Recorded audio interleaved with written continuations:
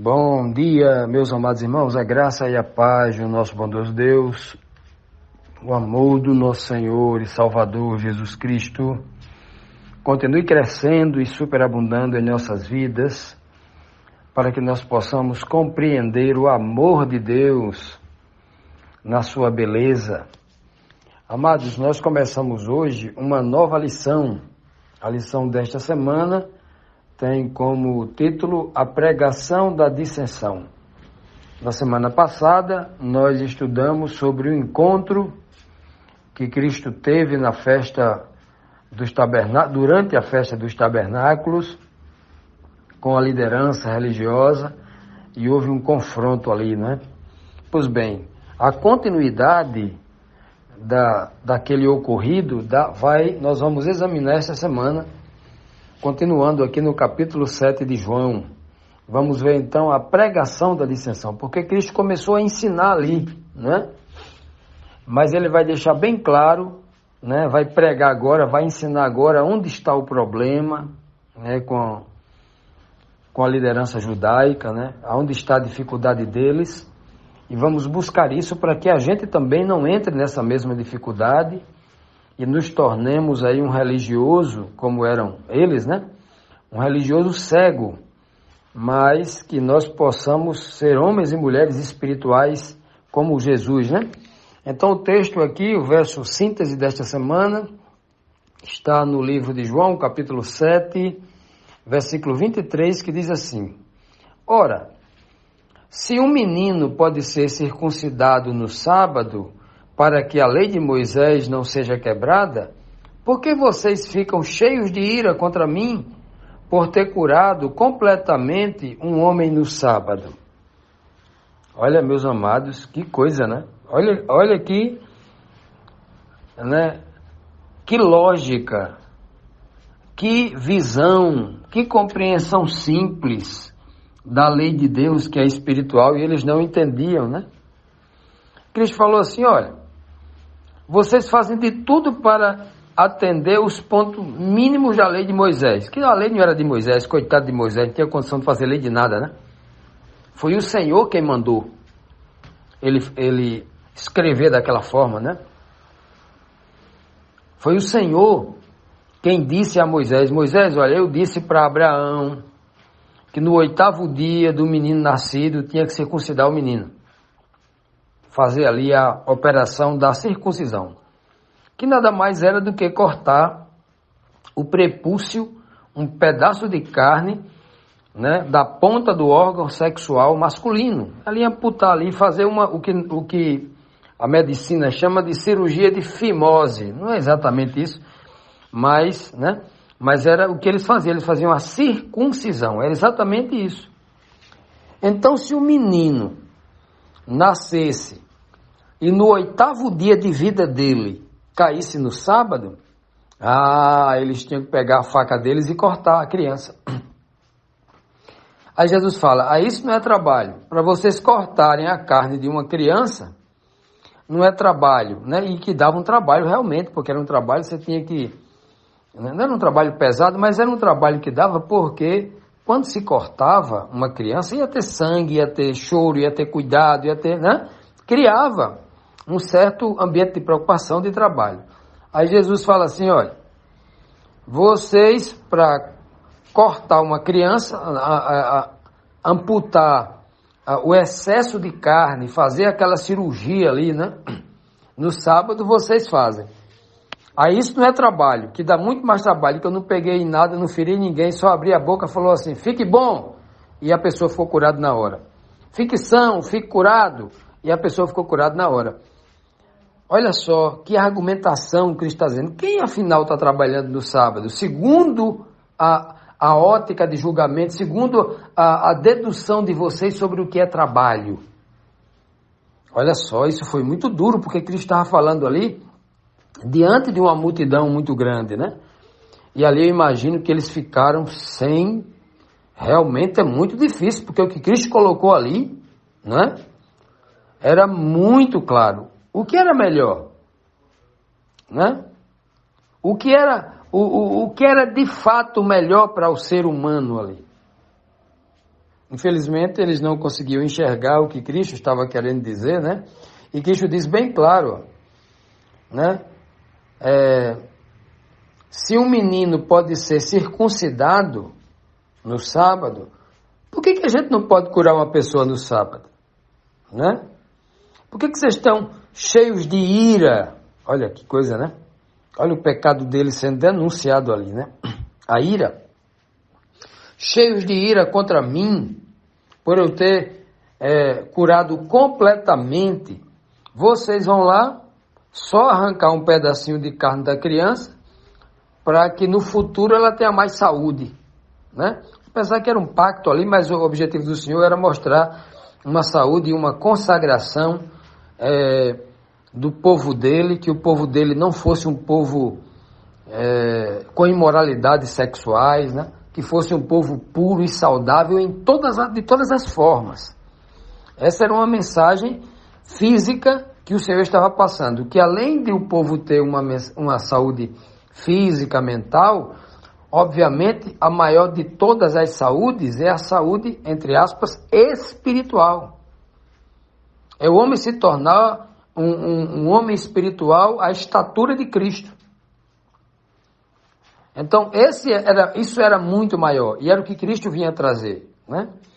Então, Cristo está mostrando para eles aqui que a pregação deles e a forma como eles agiam eram completamente contraditórias. Eles faziam algo que poderia ser visto muito mais do que um trabalho do que o que Cristo fez. Somente abriu a boca e mandou que alguém ficasse bom e ficou curado, né? Vejam só, meus amados, a situação. Quando nós olhamos para isto que ocorreu lá no passado, com Cristo e os líderes religiosos, nós precisamos trazer para os dias atuais. Por que nós precisamos trazer para os dias atuais e, acima de tudo, nós nos colocarmos nesta cena? Para que nós não repitamos esses mesmos erros que os líderes religiosos cometeram contra Cristo. Nós também hoje temos que analisar isso com muito cuidado para que a gente não cometa esse tipo de erro contra Deus, contra a pessoa do nosso Senhor e Salvador Jesus Cristo também. Bom, meus amados, vamos agora aqui para a primeira pergunta da lição desta semana, a pergunta de hoje, do domingo, né? Que diz assim: por que os judeus odiavam a Jesus e procuravam matá-lo?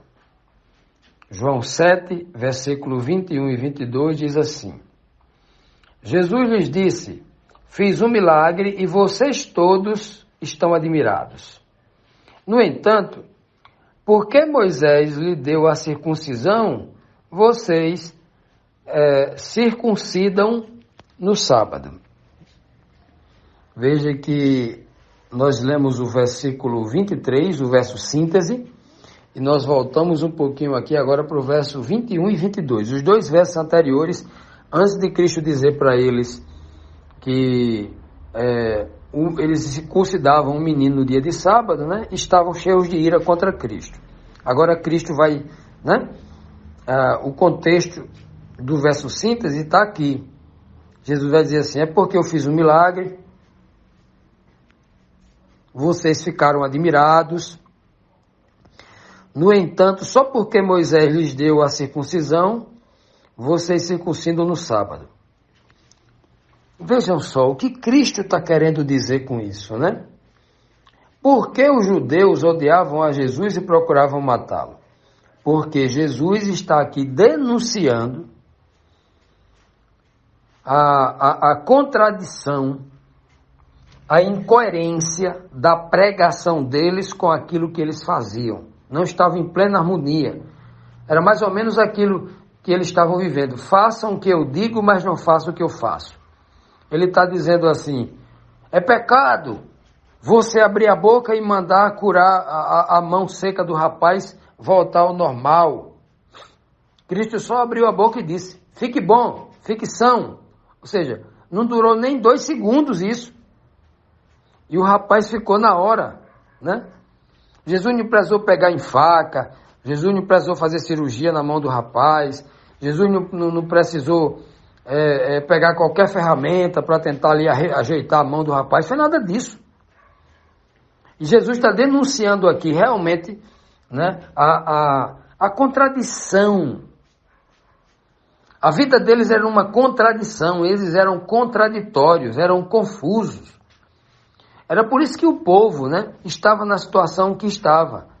Assim como hoje também, né, muita gente estão nas igrejas, seguindo um monte de gente, mas a mente não consegue entender as coisas. Fazem cada pergunta, né, as pessoas que estão no mundo aí, fazem perguntas porque não tem noção do que a Bíblia diz, qual é a vontade de Deus. E muitos desses religiosos, né, estão frequentando uma igreja, sendo guiados pela liderança, mas tem uma fé muito contraditória. E eu não estou aqui, obviamente, julgando essas pessoas, não, porque a culpa não é 100% só delas, não, né? Quem ensina a elas esse erro, ou quem deixa de ensinar a verdade para elas, como diz Jesus, tem uma culpa maior, que deveria estar ensinando a verdade para essas pessoas. Assim também eram os fariseus. A contradição deles era terrível. Como é que eles têm a coragem de dizer assim, você trabalhou no sábado, você transgrediu o sábado, porque você abriu a boca e disse, homem da mão seca, fique bom. E ele ficou bom na hora. Agora vocês saem de casa, vão afiar ali a faca de vocês, que não tinha bisturi, né? Tem que ser com corte, era na faca mesmo, na brutalidade. Afiar a faca, esquentar a água. Você não vai pegar uma faca contaminada para cortar o órgão de uma criancinha, de um recém-nascido, né? Para inflamar, infeccionar e a criança morrer. Então tinha todo um preparo para fazer aquilo, né? E aí depois do corte fazia os outros trabalhar também, porque a mãe da criança, os pais, imaginam que a criança, né, quantas horas passava ali chorando, olha o trabalho que isso ia dar. Aí Cristo fala somente isso para eles. Quem é que trabalha aqui? Ora, se vocês estão cumprindo uma ordem que está escrito para fazer isso, e isso não é trabalho, por que eu, que estou cumprindo a ordem de Deus para fazer uma obra muito maior do que a de vocês, né? Muito maior do que a de vocês estão me julgando que eu trabalhei no sábado? Cristo poderia ter dito, ó, essa pessoa da mão ressequida que eu curei no sábado, vocês foram lá fazer a circuncisão dele, mas por que vocês não curaram ele? Por que a circuncisão que vocês fizeram não impediu que ele tivesse a mão ressecada, ressequida, né? Olha, meus amados, né? Quanta mensagem há por trás dessa fala de Cristo. Aqui há uma reprovação clara, apresentando a liderança religiosa de que eles não estavam entendendo a lei espiritual de Deus. Como hoje, né? Se eles estavam indo ali para o extremo da direita, esses líderes religiosos, estavam sendo legalistas demais, ao ponto de inventar leis sobre o sábado, né? Que não podia isso no sábado, que não podia nem falar no sábado, porque Jesus abriu a boca e falou assim, ser curado era proibido, né? Já imaginou? Agora, onde é que estava escrito isso na lei de Deus, nas escrituras que Moisés, na Torá, né? Na lei Torá, lei escritura, onde é que estava escrito isso? Em lugar nenhum. Eles entendiam, deduziam as coisas, é igual a igreja de hoje. Está escrito uma coisa, eles deduzem outra. Qual é o problema? É que os judeus pegaram a palavra de Deus e foram para o extremo da direita. Começaram a acrescentar à lei aquilo que não poderia ser acrescentado. E qual é o extremo de hoje? É o outro lado, o da esquerda. Qual é o outro extremo? É dizer que a lei não presta mais, tem que anular ela inteira. Se um do lado acrescentou, agora os de hoje estão retirando, dizendo que não é mais para guardar o sábado, porque os judeus... Olha, Jesus não está falando contra o sábado, Jesus está falando contra a má compreensão dos judeus em relação ao sábado, né? Então, existem dois extremos de equivocados. Os equivocados do tempo de Cristo, que eram legalistas, pregavam a lei e colocavam acima, né, do valor que ela tinha, e além do papel que ela tinha, e acima de tudo, o que eles faziam com a lei? Acrescentavam à lei aquilo que Deus não mandou dizer, não mandou fazer. Os dias de hoje, qual é o extremista? Não, a lei não vale de nada. A lei já passou, vivemos no período da graça, no período da fé, a lei não serve mais para a gente, pode viver desobedecendo e tal. E aí entra aquela incoerência. E se Cristo estivesse aqui, perguntava para ele assim, se a lei passou, está lá, não adulterarás, então se uma pessoa vier estuprar a tua filha, ou ter uma relação sexual com a tua filha fora do casamento, e não quiser casar com ela e ela ficar grávida e vai ter um filho, então essa pessoa, nem tua filha, nem essa pessoa pecou.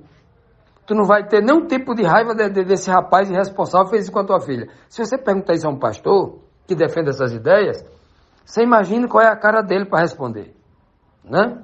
Ou então, se um bandido vier assaltar o teu filho e matar o teu filho, o mandamento não matarás, já passou, está lá na lei dos 10 mandamentos, não presta mais, e agora?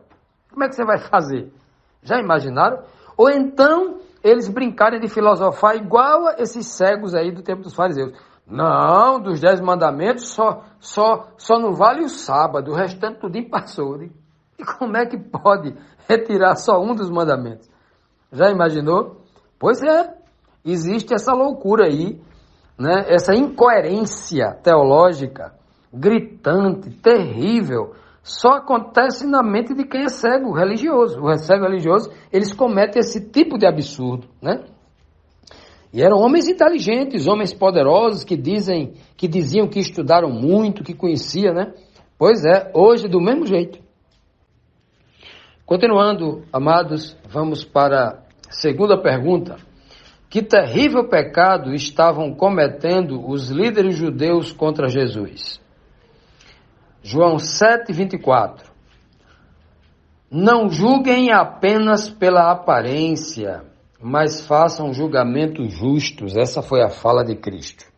Então, Jesus está apresentando aqui, né, o pecado daqueles líderes judeus que estavam julgando pela aparência. Eles estavam julgando, em outras palavras, aquilo que eles não conheciam. Eles não conheciam, eles só viam a aparência, o homem exterior. As coisas do interior, que só se consegue perceber por meio do Santo Espírito de Deus, né? Quando o Santo Espírito de Deus está em nós e nos traz o discernimento para nós compreendermos as coisas do homem interior, as coisas que se passam além a compreensão, o discernimento espiritual, né? Só pode vir através de Deus. Isso significa claramente que aqueles líderes religiosos não tinham o Espírito de Deus. Eles não haviam recebido o discernimento espiritual para compreender a palavra de Deus e muito menos ainda, compreender a obra que Jesus Cristo estava realizando ali, que era uma obra 100% espiritual.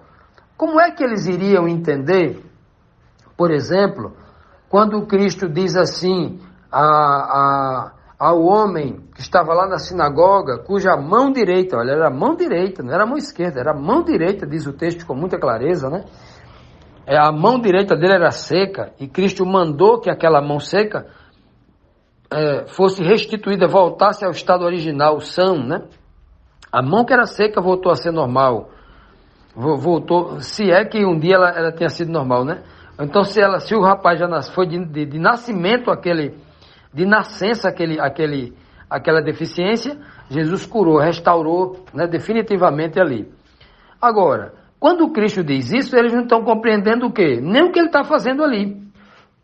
Porque o que significa esse milagre que Cristo fez do homem da mão ressequida? Cristo está transmitindo um recado para eles. A mão direita, a destra, a mão boa, a mão forte, a mão do trabalho. Se eu tenho a mão direita, minha mão é boa, a mão mais forte que eu tenho, ela vai me fazer com que eu trabalhe, eu produza mais. No caso espiritual, isso quer dizer que eu vou fazer a obra de Deus, o trabalho de Deus com mais perfeição, com mais perfeição, com mais força, com mais integridade, com mais volume, com mais produção. Não é isso? Se eu tenho uma mão seca e estou na obra de Deus, vamos supor que a obra de Deus seja quebrar pedra numa mina. E a minha mão direita mais forte é seca, é murcha. Né? Como é que eu vou quebrar com um martelo, dar uma pancada na pedra e com a outra mão movimentar a pedra. Vai ser muito mais difícil. Eu não vou conseguir produzir o que um homem com duas mãos vai produzir. Então a obra vai ficar prejudicada. Quando Cristo cura dentro da sinagoga deles, um homem da mão direita seca, ele está dizendo assim, ó, a mão direita de vocês que realizam a obra de Deus está seca e eu vim para curar. A obra que vocês estão realizando para Deus não é uma obra sã, é uma obra com defeito.